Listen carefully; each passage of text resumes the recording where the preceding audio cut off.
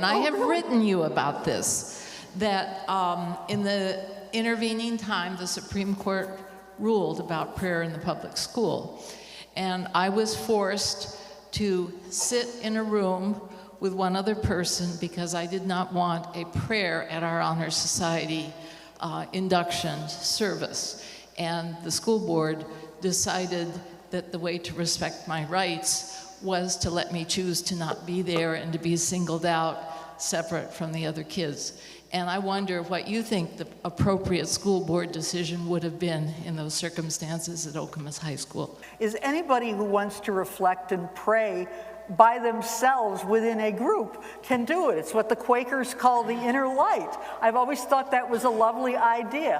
What this is about is compelling a public statement.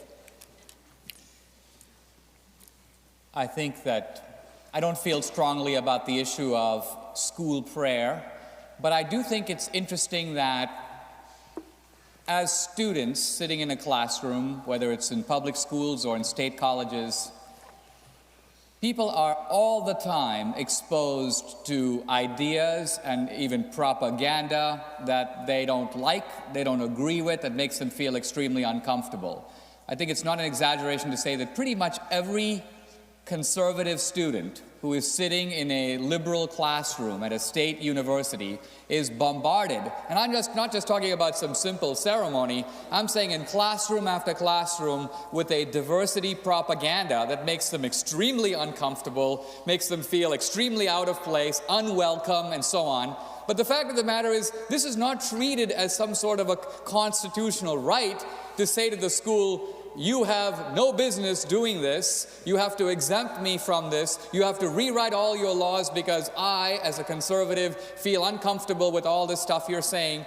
All I'm trying to say is that in every other subject, this kind of propaganda is going on all the time, and we're taking it.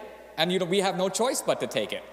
But suddenly somebody says, oh, I'm a Hindu, and because they mentioned the phrase under God, and I have a different view of God, I'm extremely uncomfortable. Stop doing that. So in other words, you may say that the wishes of the other 85% or whatever are trumped by my discomfort. And all I'm saying is, in no other area do we enforce that orthodoxy. In no other area do we allow some guy to say, I just don't like the fact that in my school they're always talking so much about